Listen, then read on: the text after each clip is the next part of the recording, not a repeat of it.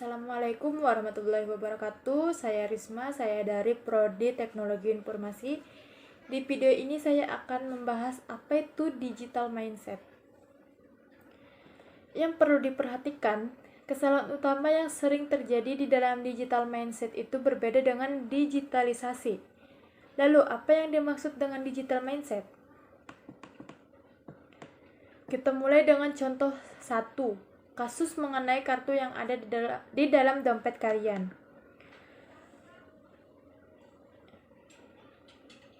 Kartu yang ada di dalam dompet kalian itu bisa aja ada 1, 2, 3, dan bisa juga lebih dari 5. Itu sebenarnya tidak perlu. Cukup dengan satu aplikasi ditaruh di HP sebagai sebagian dari aplikasi dan informasi terkait dengan semua kartu itu termasuk ke dalam satu aplikasi. Itulah yang dinamakan digital mindset.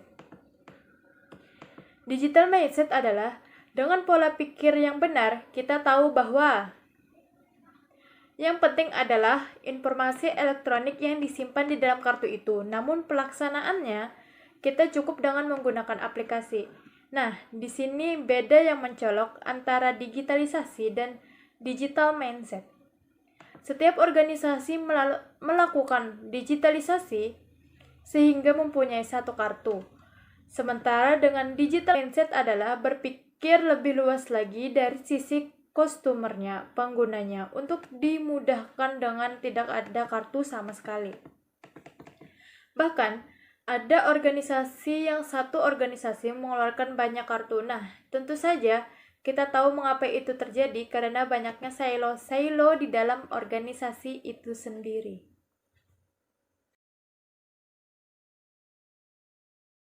Pembahasan yang kedua yaitu transformasi digital. Transformasi digital adalah suatu proses perubahan ke masa depan yang didasari pada pemeriksaan telekomunikasi, informasi, dan komunikasi secara signifikan untuk memberikan nilai tambahan bagi perusahaan atau koperasi. Mengapa perlu melakukan transformasi? Ada beberapa alasan mengapa dilibatkannya teknologi digital tersebut. Yang pertama, teknologi berkembang secara pesat, merubah cara manusia beraktivitas, berkomunikasi, dan berinteraksi. Yang kedua, beragam aplikasi menyediakan fitur-fitur yang memungkinkan terjadinya layanan yang lebih cepat, lebih baik, dan lebih murah. Yang ketiga, produk-produk berbasis elektronik digital seperti e-money, internet banking, dan sebagainya yang ditawarkan oleh para kompetitor bisnis. Yang keempat, generasi milenial ingin agar semua interaksi dan transaksi dilakukan dengan menggunakan teknologi. Dan satu hal lagi yang membuat transformasi harus dilakukan oleh siapa saja, terutama organisasi non-laba atau non-profit, yaitu karena sekarang masanya pergantian menuju generasi milenial atau generasi Y, peralihan atau estafet dari generasi Y ke generasi Z. Pembahasan yang ketiga yaitu konsep cloud computing. Konsep cloud computing dalam bidang bisnis adalah konsep mengubah CAPEX menjadi OPEX sehingga membuat perusahaan menjadi lebih lincah, lebih berdaya saing tinggi, bisa mendapatkan IT yang mereka inginkan dengan cara yang cepat, efisien, terkendali, dan berkualitas. Pembahasan yang keempat yaitu cyber pedagogy. Ada satu pertanyaan yang sangat mendasar, seperti apakah peran guru maupun dosen ketika semua materi yang mau diajarkan ada di internet dan deliverynya jauh lebih menarik karena adanya ilustrasi, gambar, video, animasi, ada simulasi fitur-fitur yang lainnya. Bukan berarti peran guru dan dosen menjadi tidak diperlukan, tetapi dengan adanya fenomena ini, maka peran dan guru tersebut harus berubah, mengalami transformasi. Disitulah cyber pedagogy diperkenalkan. Guru dan dosen masa sekarang membutuhkan ilmu mengajar dalam sistem cyber. Sebuah publikasi mengatakan dengan membuat kata yang menarik, yaitu cyber pedagogy merupakan syarat utama yang harus diajarkan, yang harus diberikan bekal kepada calon guru, calon dosen, dan calon instruktur. Cyber pedagogy adalah ilmu dan seni untuk seni teknik mengajar di dalam lingkungan serba online. Fokusnya adalah bagaimana metode mengajar yang secara kontekstual, secara logis, menggunakan teknologi sebagai pelengkap dan sebagai pendukung proses pembelajaran modern. Itulah definisi cyber pedagogy secara umum.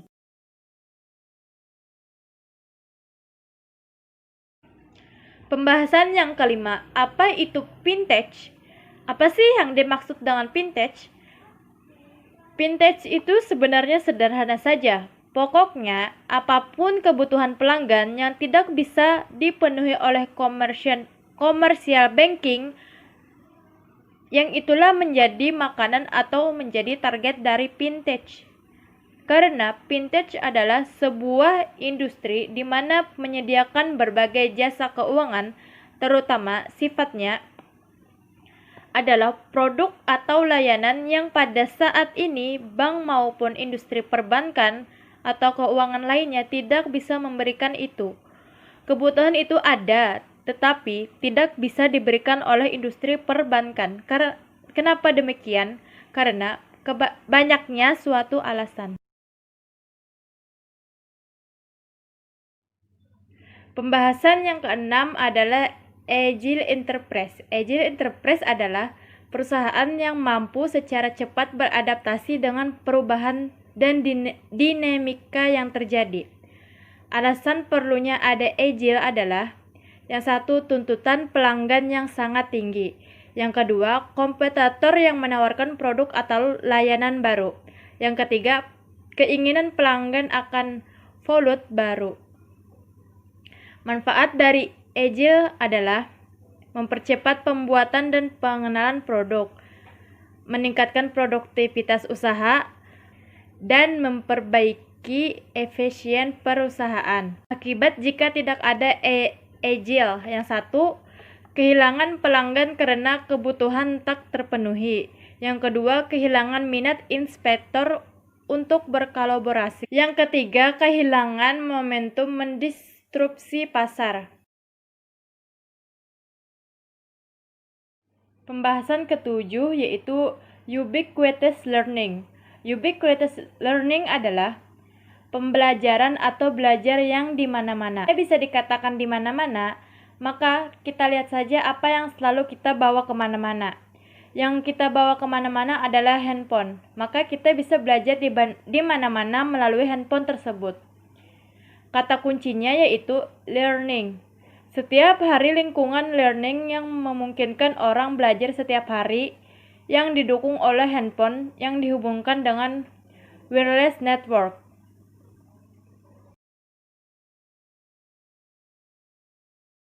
Pembahasan ketujuh yaitu ubiquitous learning.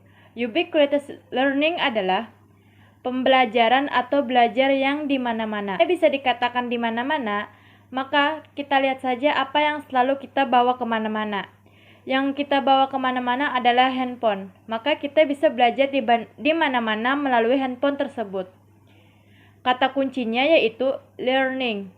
Setiap hari lingkungan learning yang memungkinkan orang belajar setiap hari yang didukung oleh handphone yang dihubungkan dengan wireless network.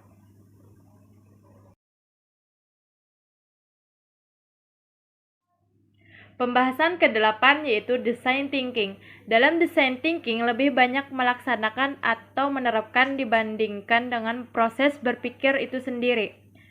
Tujuan design thinking membuat sesuatu seperti yang diinginkan oleh para pengguna. Yang diinginkan oleh manusia hasilnya berupa solusi, skenario, produk, dan algoritma.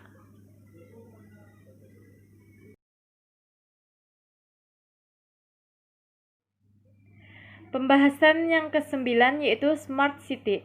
Smart City atau kota cerdas merupakan sebuah visi pengembangan perkotaan untuk mengintegrasikan teknologi informasi dengan cara yang aman untuk mengelola kota.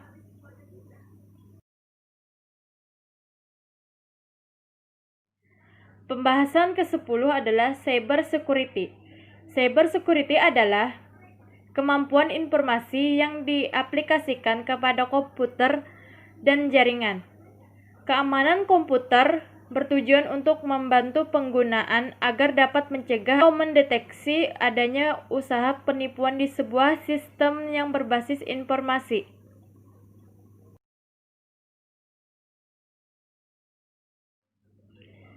Pembahasan yang ke-11 yaitu software engineer. Software engineer adalah seseorang yang memiliki kemampuan untuk merancang, mengimplementasi, dan menganalisis perangkat lunak. Hal yang perlu diperhatikan di dalam software engineer adalah pengoperasian, transmisi, dan pemeliharaan.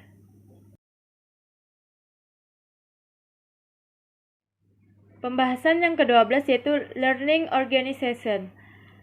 Learning organization adalah organi yang terlatih dalam menerapkan, meraih, dan mengubah pengetahuan atau informasi dan memperbaiki sikapnya untuk mencerminkan pengetahuan dan pandangan baru.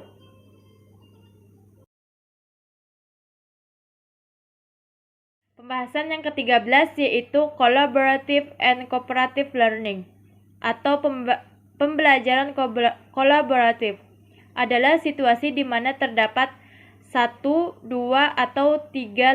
atau lebih dari 3 orang belajar atau berusaha untuk belajar sesuatu secara bersama-sama. Tidak seperti belajar sendirian, orang yang terlibat dalam collaborative learning memanfaatkan sumber daya dan keterampilan satu sama lain.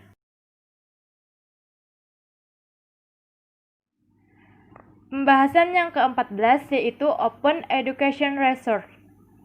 Open Education Research adalah dokumen dan media berlisensi terbuka yang berguna untuk tujuan pengajaran, pembelajaran, pendidikan, penilaian, dan penelitian.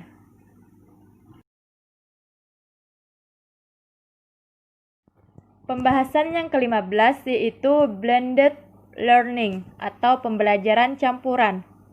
Pembelajaran campuran adalah program pendidikan formal yang memungkinkan siswa belajar melalui konten dan petunjuk yang disampaikan secara daring dengan kendali mandiri terhadap waktu, tempat, urutan maupun kecepatan belajar siswa tersebut.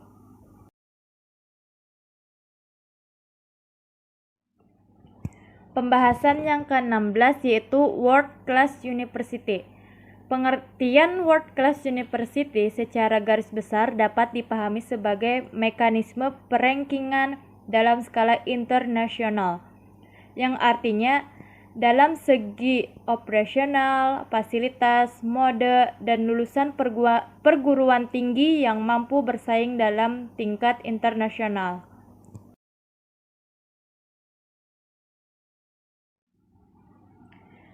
Pembahasan yang ke-17 yaitu Personal Learning Network atau PLN atau jaringan pembelajaran pribadi. Jaringan pembelajaran pribadi adalah bagaimana guru memanfaatkan teknologi, internet, dan media sosial untuk mengikuti perkembangan dunia pendidikan terkini di dunia dan mendapatkan pengetahuan dan keterampilan untuk meningkatkan profesionalisme dalam pembelajaran. Pembahasan yang ke-18 yaitu UI UX atau User Interface Designer adalah suatu profesi yang menggunakan komunikasi dari pengguna sistem pada sebuah program dimulai dari aplikasi, website, mobile, atau software. UX adalah proses pembuatan sebuah website atau aplikasi yang kamu buat menjadi mudah untuk digunakan dan tidak membingungkan ketika digunakan oleh para pengguna.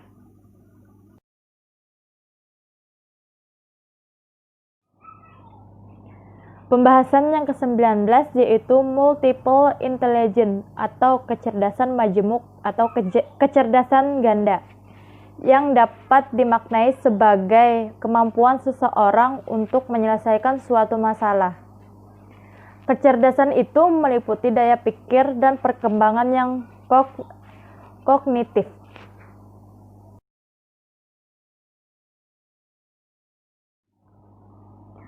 Pembahasan yang ke-20 yaitu artificial intelligence atau kecerdasan buatan.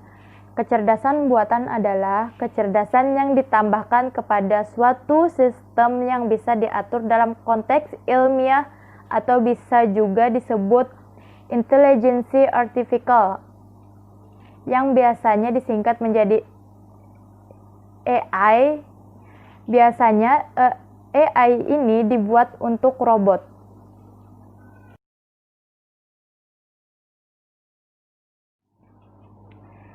Pembahasan yang ke-21 yaitu experiential learning adalah sebuah proses pembelajaran di mana para pembelajar menggabungkan pengetahuan, keterampilan, dan nilai melalui pengalaman-pengalamannya langsung.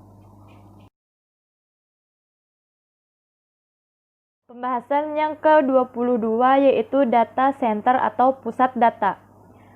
Pusat data adalah suatu fasilitas yang digunakan untuk menempatkan sistem komputer dan komponen-komponen terkaitnya, seperti sistem telekomunikasi dan penyimpanan data.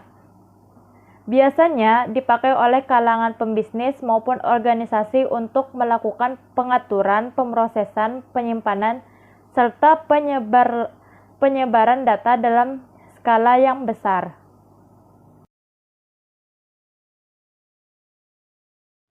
Pembahasan yang ke-23 yaitu War Room Command Center.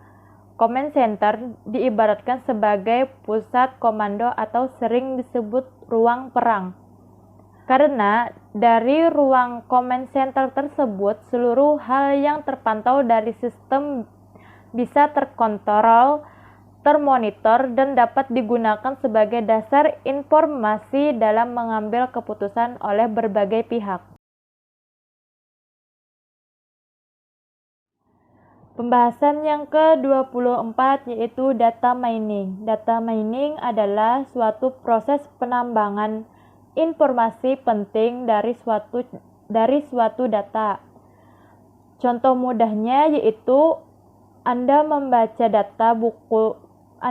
data buku telepon. Setelah selesai membaca, Anda mendapatkan informasi bahwa di Tangerang yang bernama Agus itu banyak.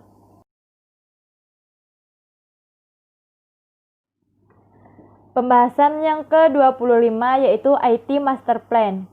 IT Master Plan adalah suatu perencanaan jangka panjang dalam pengembangan sistem informasi guna mendukung visi dan misi perusahaan. IT Master Plan berisi strategi-strategi organisasi atau perusahaan dalam memanfaatkan teknologi informasi sebagai penambahan keunggulan yang kompetitif.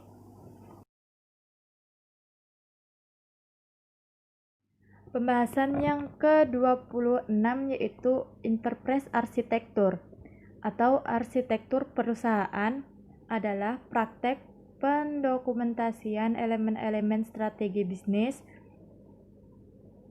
business case, model bisnis, serta teknologi kebijakan dan infrastruktur yang membentuk perusahaan.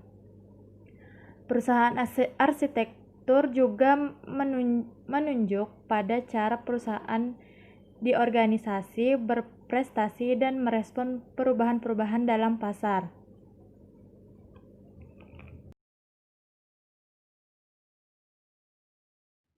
Pembahasan yang ke-27 yaitu metode SRUM adalah keterlibatan sejumlah kelompok beranggotakan 5-10 orang yang membagi pekerjaan rumit menjadi aktivitas-aktivitas kecil yang lebih mudah dan lebih cepat dikelola. Biasanya digunakan untuk mengelola segala jenis proyek, mulai dari pembuatan software, website, hardware, marketing, event planning, dan sebagainya.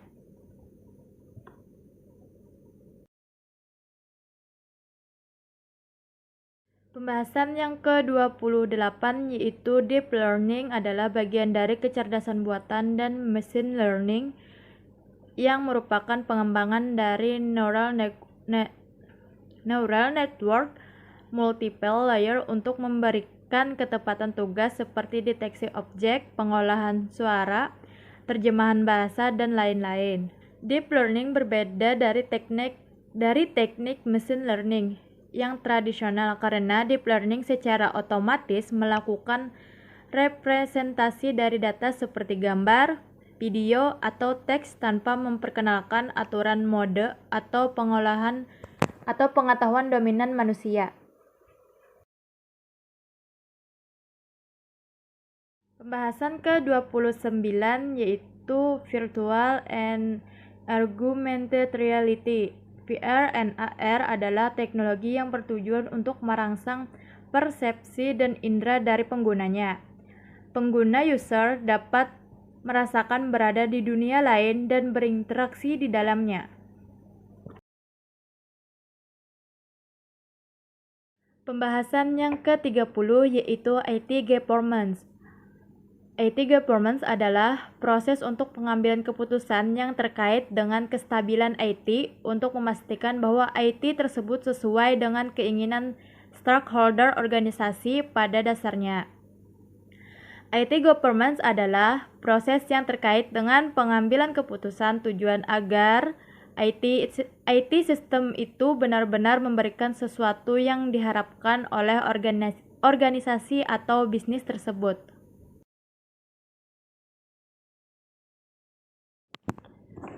Pembahasan yang ke-31 yaitu cyberwar. Cyberwar adalah penggunaan komputer dan internet untuk melakukan penyerangan di dunia virtual, dunia maya, atau cyberspace. Cyberwar biasanya dimulai dari fisik, pindah ke virtual, dan balik lagi ke fisik.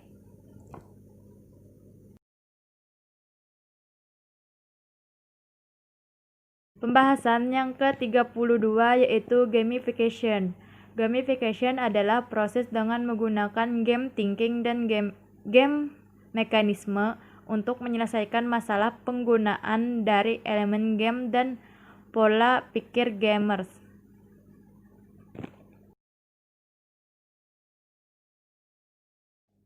Pembahasan yang ke-33 yaitu digital forensik.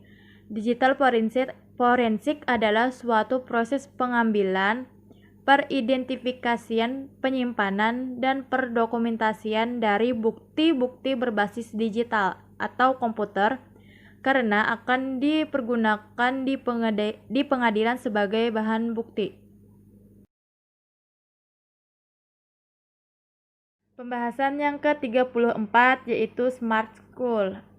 Smart School di sekolah bukan cuma tentang teknologi saja, tetapi juga tentang lingkungan cerdas. Lingkungan cerdas itu tidak mesti memiliki teknologi yang bagus, tetapi mindset atau cara berpikir dan bekerja sedemikian rupa, sehingga kualitas layanan yang berada di sekolah meningkat. Intinya, bagaimana sekolah tersebut bisa meningkatkan kualitasnya, meningkatkan juaranya, sehingga tujuan dibangunnya sekolah memberikan layanan-layanan suatu peningkatan. Pembahasan yang ke-35 yaitu Big Data. Big Data adalah suatu istilah yang menggambarkan volume besar data, baik yang terstruktur maupun yang tidak terstruktur, yang membanjiri bisnis sehari-hari. Namun, bukan jumlah data yang terpenting, Tetapi apa yang dilakukan oleh organisasi dengan data itulah yang terpenting. Big data dapat dianalisis demi perubahan yang mengarah kepada keputusan dan gerakan strategi bisnis yang lebih baik lagi. Pembahasan yang ke-36 yaitu Enterprise Resource Planning adalah sistem informasi yang diperuntukkan bagi perusahaan manufaktur maupun jasa yang berperan mengintegrasikan dan mengotomatiskan proses bisnis yang berhubungan dengan aspek operasi, produksi maupun distribusi di perusahaan yang bersangkutan. Pembahasan yang ke-37 yaitu Computer Mediated Communication atau CMC adalah proses komunikasi manusia melalui penggunaan dua atau lebih komputer yang melibatkan manusia dalam konteks tersebut. Pembahasan yang ke-38 yaitu Flipped Classroom atau kelas terbalik. Kelas terbalik adalah suatu model pembelajaran pedagogical model di mana antara pemberian materi dan tugas itu dibalik. Jadi, yang dulunya belajar di kelas, ngerjakan tugasnya di rumah, sekarang belajarnya di rumah, ngerjakan tugasnya di kelas. Itulah yang dinamakan dengan flipped classroom.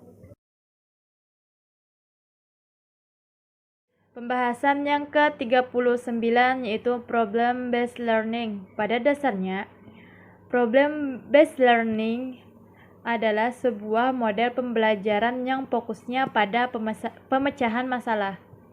Karena biasanya pembelajaran tradisional itu titik beratnya ada di penguasaan konten yang fokusnya pada topik bahasan. Nah, kalau yang ini dibalik, fokusnya ada di dalam penyelesaian masalah. Yang diharapkan untuk menyelesaikan masalah tertentu, maka dia harus menggali berbagai bahasan dengan topik yang ada. Pembahasan yang ke-40 yaitu edutainment. Sebelum membahas lebih jauh mengenai apa itu edutainment, sebaiknya perlu diketahui bahwa kata edutainment itu sendiri berasal dari perpaduan dua gabungan kata education dan entertainment. Education itu tersendiri memiliki arti pendidikan, sedangkan entertainment memiliki arti hiburan. Jadi, dapat ditarik kesimpulan bahwa edutainment merupakan sebuah metode atau model pembelajaran yang digunakan dalam pendidikan yang dipadukan atau dikombinasikan dengan hiburan sehingga anak atau peserta didik tidak merasa jenuh maupun bosan dalam mempelajari apa yang diajarkan oleh guru atau pengajar. Pembahasan yang ke-41 yaitu Network. Network merupakan sebuah etika dalam menggunakan internet. Network ini adalah hal yang umum dan biasa, sama halnya dengan aturan-aturan biasa ketika kita memasuki komunitas umum di mana informasi sangat banyak dan terbuka. Pembahasan yang ke-42 yaitu IT Audit. Apa itu IT Audit? IT Audit adalah bentuk pengawasan dan pengendalian dari infrastruktur teknologi informasi secara menyeluruh. IT Audit ini dapat berjalan bersama dengan audit finansial dan audit internal, atau dengan kegiatan pengawasan dan evaluasi lain yang sejenis. Pembahasan yang ke-43 yaitu Digital Forensik. Digital Forensik adalah salah satu cabang ilmu forensik terutama untuk penyelidikan dan penemuan konten perangkat digital. dan seringkali dikaitkan dengan kejahatan komputer.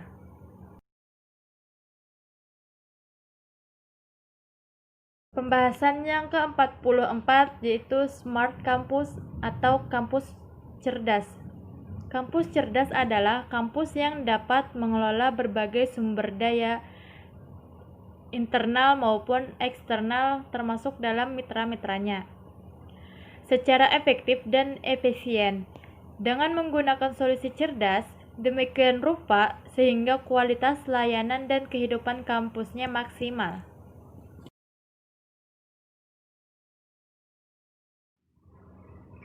Pembahasan yang ke-45 yaitu Learning Management System atau LMS. Merupakan sistem pengelolaan proses pembelajaran yang terintegrasi dan terpadu dengan memanfaatkan teknologi informasi dan komunikasi. Pembahasan yang ke-46 yaitu Social Engineering atau rekayasa sosial. Rekayasa sosial adalah manipulasi psikologis dari seseorang dalam melakukan aksi atau menguak suatu informasi rahasia. Rekayasa sosial umumnya dilakukan melalui telepon atau internet. Social engineering menjadi taktik di balik beberapa serangan hacker yang paling terkenal. Hal ini bisa merupakan akar dari penipuan spam, phishing, dan penipuan lainnya yang disebarkan melalui email.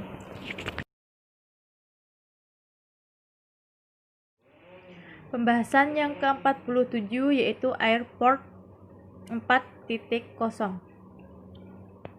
Jadi, kalau kita lihat, airport itu sekarang sudah menjadi sebuah ekosistem besar, sebuah industri yang dikatakan bahwa bukan lagi menjadi bandara udara semata, tetapi menjadi kawasan bandara udara. Airport adalah the forefront of global challenge. Jadi, orang kalau ingin melakukan transformasi negara untuk menuju pada globalisasi, maka airport itu harus menjadi tempat suatu kawasan bisnis. Pembahasan yang ke-48 yaitu perpustakaan masa depan. Perpustakaan menurut Profesor Kardus Eko Indrajit adalah perpustakaan secara fisik tidak akan hilang karena adanya atmosfer akademik tersebut memberikan inspirasi yang berbeda. Di tempat-tempat lain, perpustakaan itu menjadi kayak bioskop, di mana satu lantai yang isinya melakukan kegiatan-kegiatan markonolis. Disinilah perpustakaan harus agak sedikit cerdas, jadi perpustakaan yang di dalamnya mereka menyuruh mengakses IDX lewat internetnya.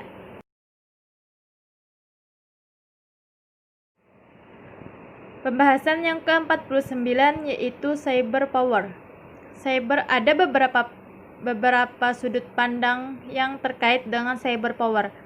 Yang paling populer yaitu cyber power dengan sudut pandang militer. Asumsinya potensial menjadi ruang yang menimbulkan konflik internasional sehingga ruang cyber ini dianggap mantra militer. Pembahasan yang ke-50 yaitu cyber law. Secara umum, hukum cyber dipahami sebagai aturan yang diberikan suatu negara yang dilengkapi dengan upaya serta perangkatnya untuk mengatur aspek hukum dan segala aktivitas warga di ruang cyber. Hukum cyber berbeda dengan regulasi atau yang mengatur di internet, di mana hukum cyber bisa berbeda mengikuti sistem hukum setiap negara. Sedangkan pengaturan internet dilaksanakan oleh beda internet independen yang tidak terkait pada hukum suatu negara. Sekian penjelasan 50 materi dari saya ucapkan terima kasih dan mohon maaf apabila banyak kesalahan kata dalam penyampaiannya. Wassalamualaikum warahmatullahi wabarakatuh.